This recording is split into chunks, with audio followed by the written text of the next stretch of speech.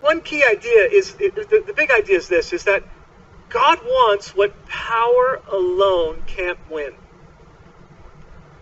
Now you have to chew on this one for a bit, but God wants what power alone can't win. Now, would you think to yourself a minute, what in the world can power alone not win?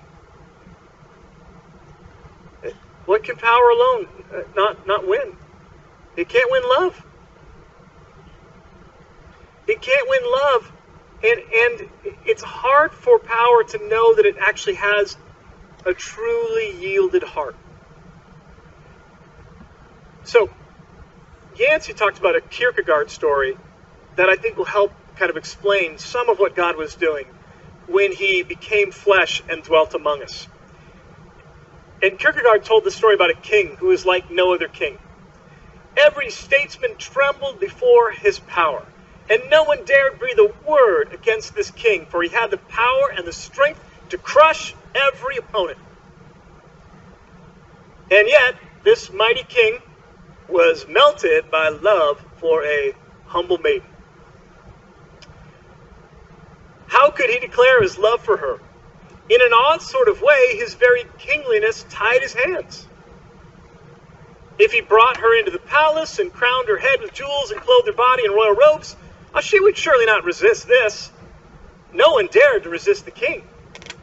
But would she truly, deeply love the king? And she would say that she loved him, of course, but would she truly? Or would she live with him in fear, nursing a private grief for the life that she'd left behind? Would this young maiden be happy by his side? How could he know?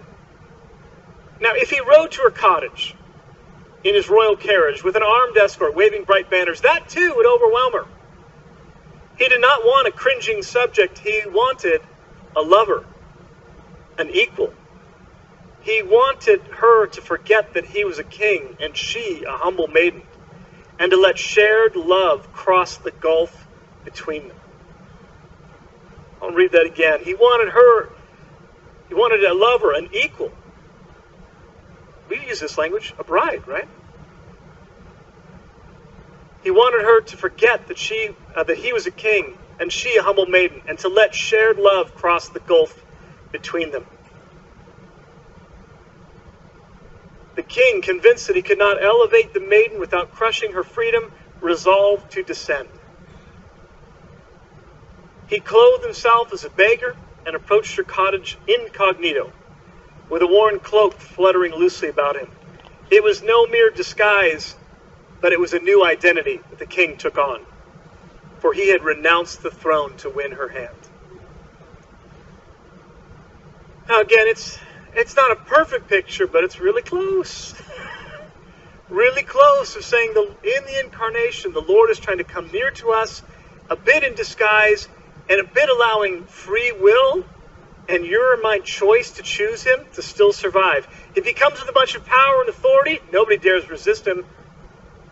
But the Lord didn't want cringing subjects. He wants people who love him like he loves them. People who love him like he loves them. And again, we can never in one way be an equal with God, but in some ways his